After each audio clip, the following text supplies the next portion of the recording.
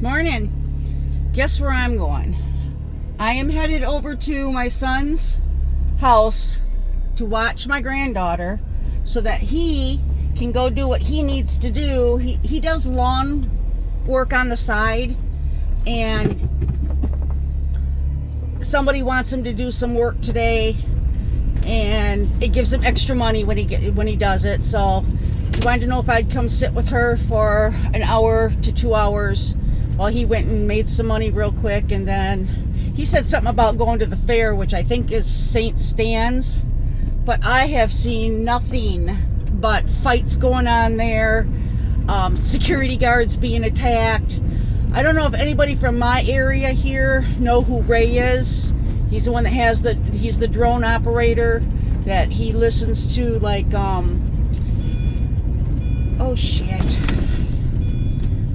It's bitching at me, so maybe I should put my seatbelt on. Yes. Oops.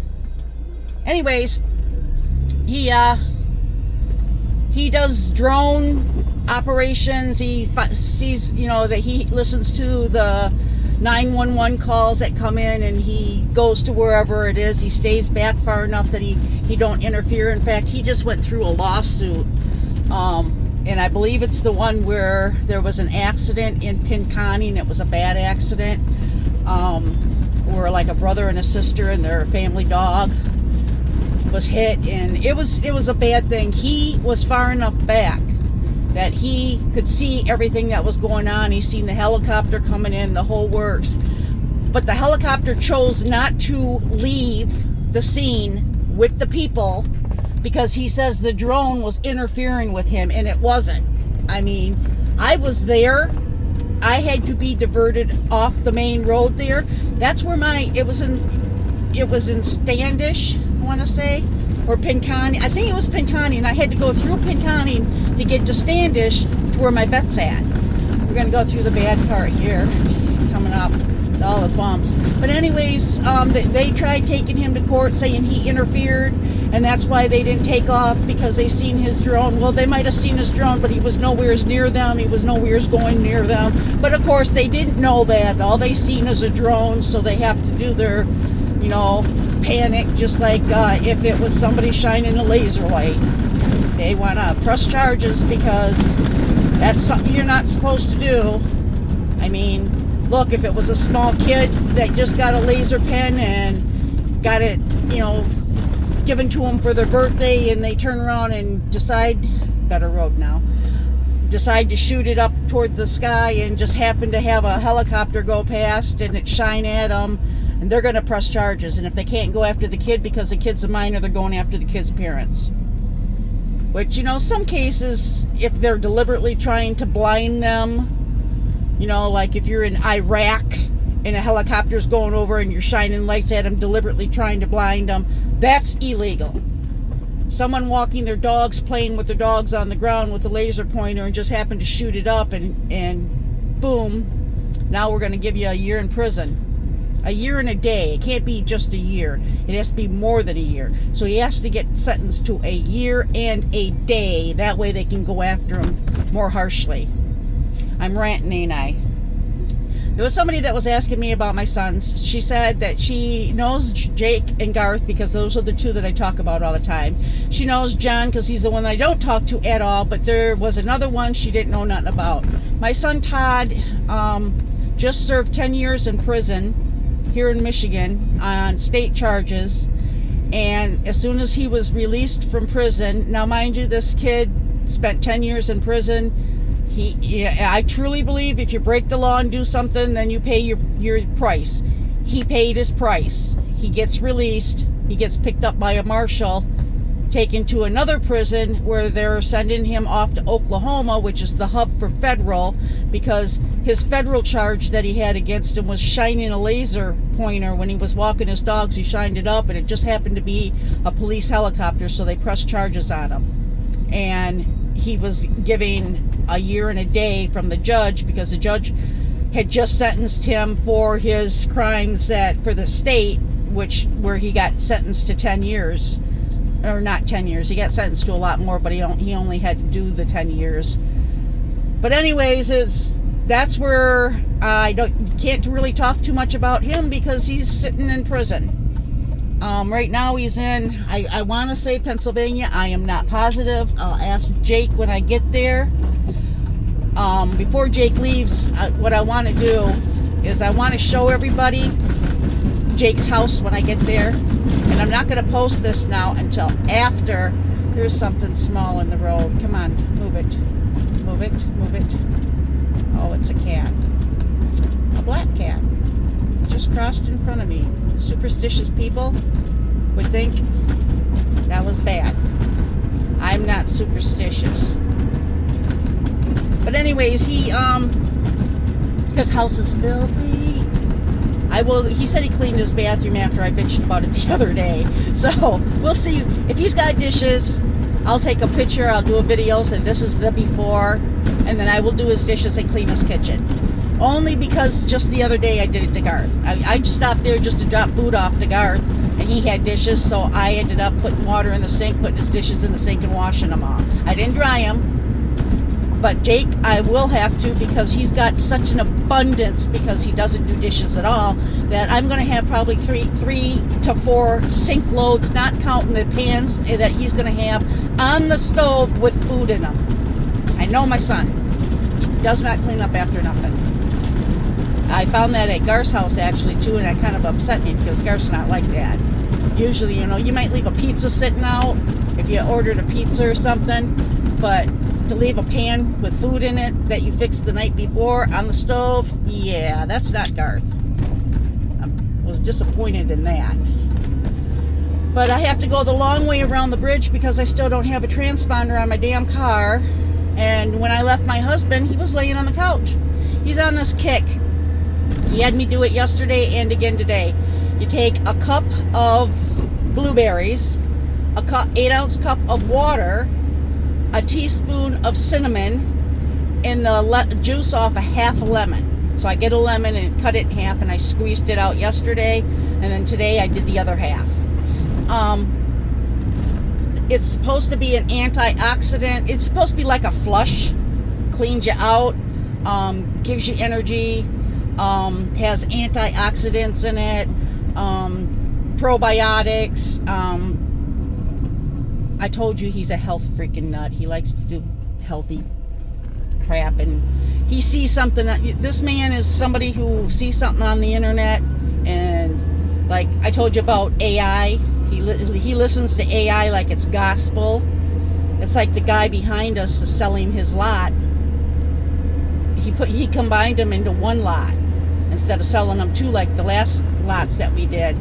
And he wants $30,000 for the 2 lots combined into one. I told Jeff, not at $30,000. No, I mean, we can't do nothing. All we're doing is buying so that nobody else can buy that corner house and then buy the lot and then put up a barn. We're doing it to keep our view open. And I said no to the $30,000. So then he goes on AI. Oh, my neighbor has a lot and he's asking $30,000. We bought 2 lots last year and we only paid $19,000 for the 2 lots together. And he's going on and AI as well. This is what you need to tell him. You need to tell him that the value of this and I looked over and just fucking writing it down, what he's going to say to Ron when he talks to him. I says, you are listening way too much to AI. You're going to get yourself into trouble. AI is not that. Anyways, he also goes on the internet and what can I do to make me not so tired in the morning? He's not waiting for his blood work and any of that shit to come back, and he's talking to AI. Oh, here's a good power booster. Get 1 cup of grapes and 1 teaspoon of raw cinnamon, and get 1 cup of 8-ounce cup of water and half a lemon, and blend it in a blender and drink it down. And if it's too bitter for you, you can go ahead and try the put in a teaspoon of honey in it. So it's like, he's like, will you make this for me? We got everything here already. I says, we don't have the lemon. I says, I got, concentrated lemon juice. No, it has to be a lemon. So I had to buy freaking 3 lemons, so that's at least 6 drinks for him right there. I can't believe him. I'm ranting, ain't I? I'm ranting because that man takes everything AI has to say as gospel, and he looks on the internet and he reads something and it's automatically honest to God truth. He can't do that. You know, when you do research, you can't just grab one source and do research because that one source is going to tell you what they want and you're going to believe it automatically. Can't do that. Research means you check several different places, see what's in common with all the statements. I am ranting, I know. I'm sorry. It's getting freaking warm in here. It's going to be a nice day today. You should have seen the amount of people out on the bay. When I took the dogs out, I always try to give my plants, certain ones, a little bit of water in the morning. I don't pour the water over top of the leaves. I just pour the water at the base so it can soak in. But I wanted to get my tomato plants, especially, make sure they all had a good drink of water before the heat of the day. Because most of them are going to be in the, wow, they're putting in a new parking lot there. This new place here, it used to be beer garden. And then it changed, it sold, and now it's called The House by Vinny. And Vinny, if you know Bay City, Vinny Stockpot in downtown Bay City on Washington, the owner of Vinny's Stockpot now owns this. And they're tearing up the entire parking lot. It looks like they're going to put a new parking lot in. But they really made this house look nice. It's called The House, I'm sorry, but it's a restaurant. It's going to be a high-class restaurant. So it really looks nice. Anyways, see how I jump off topic?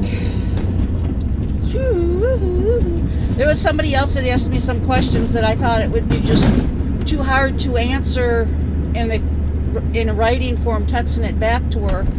I like how people are, when they'll ask me a question and I answer it and they're like, hey, this is really cool, you got back to me so fast. That another reason proves I'm a real person. I'm not just, a fake type person that's just gonna blabber mouth off and then people ask questions or whatever, just totally blow them off. I'm not like that. I won't do that. I can't remember what it was though. A lot of people, if you ask me a question and it's something that's going to be a little complex, like asking about my 4th son, Todd, I don't hate Todd. I love Todd. He's my son. He messed up. He paid his price. Now he's going through hoops. He was in a prison. It wasn't super maximum. It was level 1 or 2. It was easy. He wasn't that bad. He was going to school. He graduated college with a 4.0. He didn't get into trouble, all this good shit. And then he gets put into a prison where you can't go to the phone because if you're not the right color or you look at someone wrong, they're pulling something out and fucking stabbing you. That's bullshit.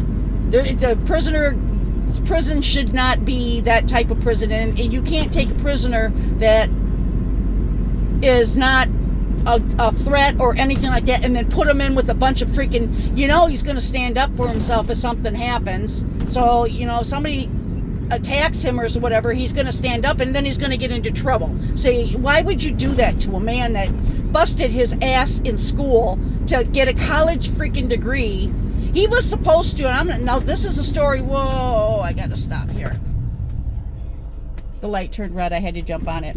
This is a story. He was supposed to do, how when people graduate, the top person says like a little speech.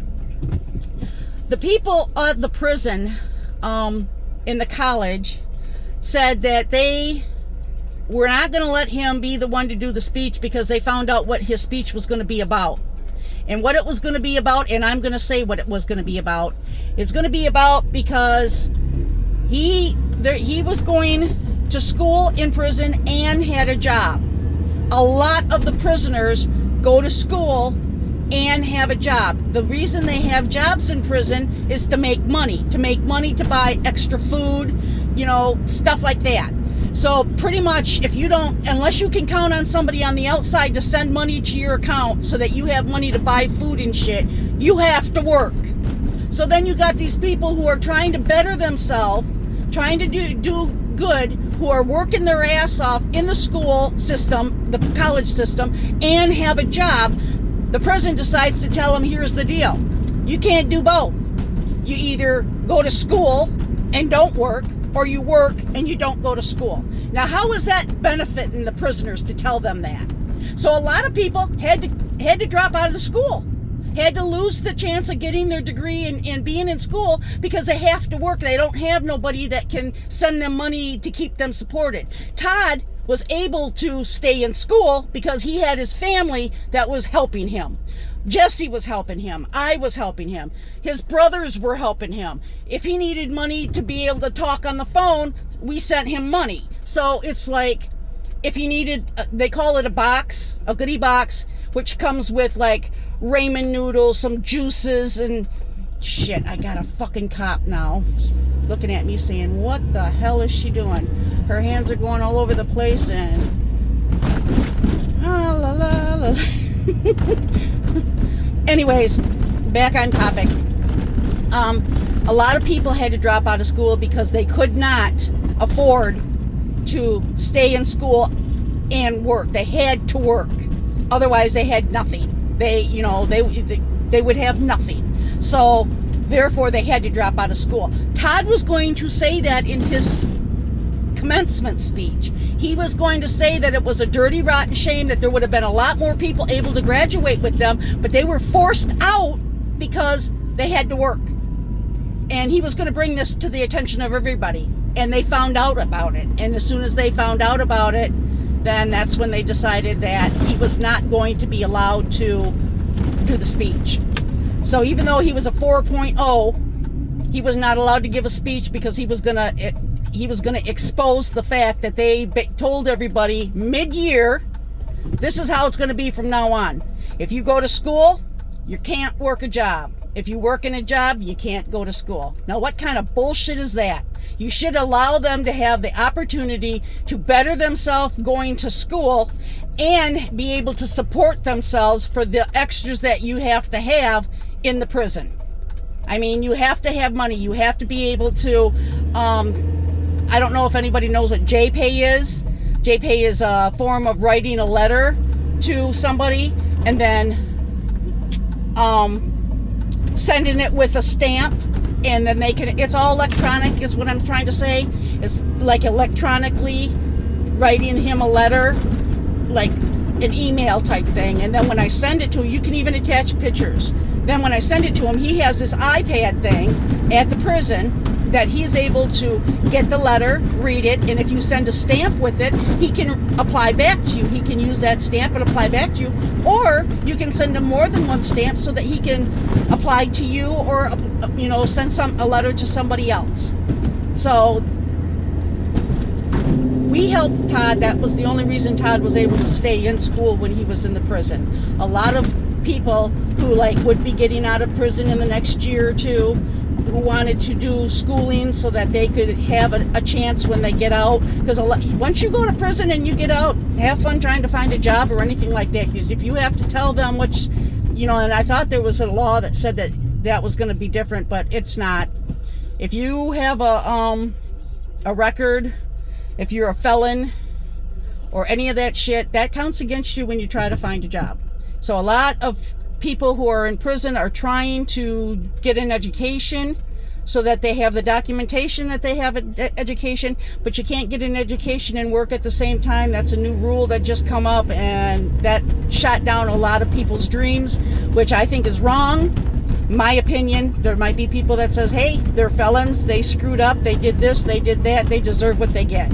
Okay, fine. If that's how you feel, that's how you feel. I think that everybody should be entitled to try and better themselves. So a hardcore criminal, they're not going to want to go to school to begin with. They're going to just do what they got to do to last. Or somebody who's going to be spending the rest of their life in prison, why the fuck should they go to school? Sorry, I didn't mean to swear. But anyways, that's the whole situation with Todd. And I know somebody was asking why I don't talk about my third son. I talk about the oldest son because he's the alcoholic that ruined his life. And then I talk about the two younger sons because those are my boys that live right here in the same town with me. And I see regularly.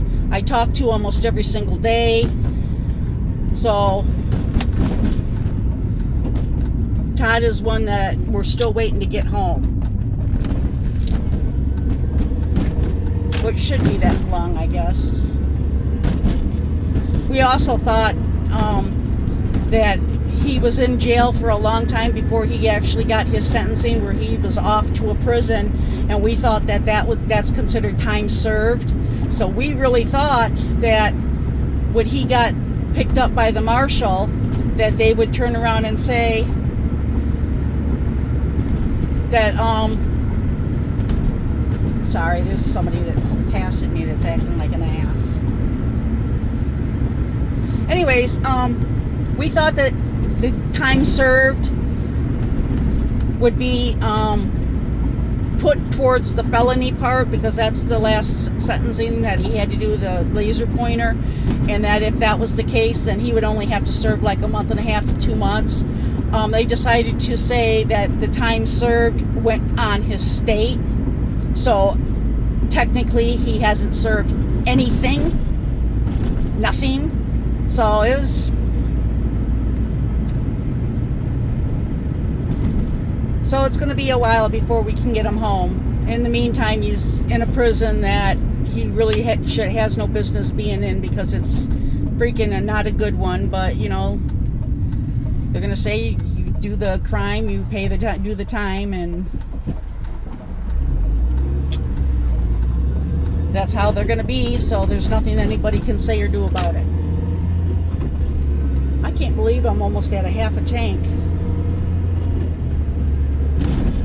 Jeff fills my cars up, all the vehicles up, whenever he drives them. I'm going to have to tell him, Jeff, something don't sound right in the car. Will you take it for a ride? And then he'll take it for a ride, and he'll look at the gas gauge, and he'll be like, oh man, I got to go to the gas station. She's at a half a tank. And that's how he is too. He really is. Gets to a half a tank, fill it up. You don't let it get below a half a tank. Yeah, me, I used to drive my vehicles until the light came on, and then it would be, oh shit, I need to get gas. Gotta love them. Anyways, I'm headed over to Jake's. I had to take the long ass way around because he hasn't got the transponder on the car yet. I'm getting pretty warm. So as soon as I get situated there, I'll do a quick video and show everybody how his kitchen looks, because I know he's not going to have his shit done. I know it. But this road's not all that great either.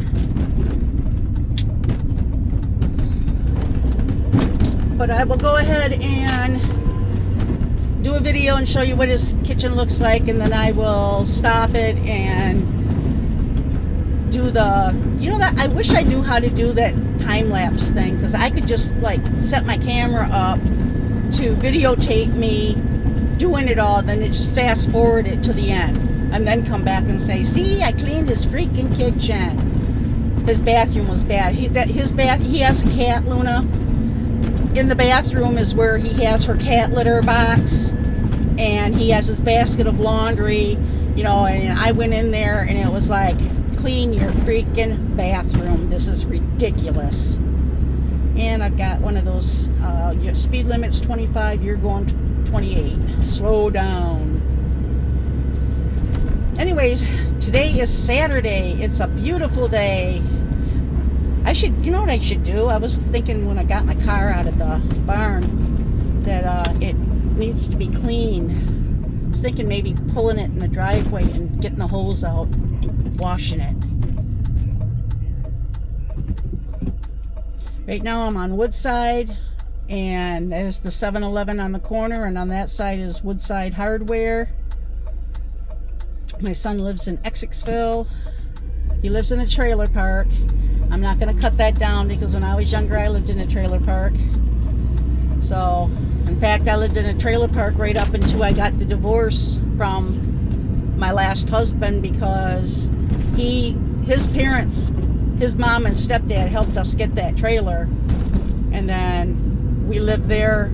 We were married and we lived there, and then when I said I wasn't going to stay with him, I was going to get a divorce, I was going to file for a divorce, he turned around and said, well, the house was his, therefore I had to leave.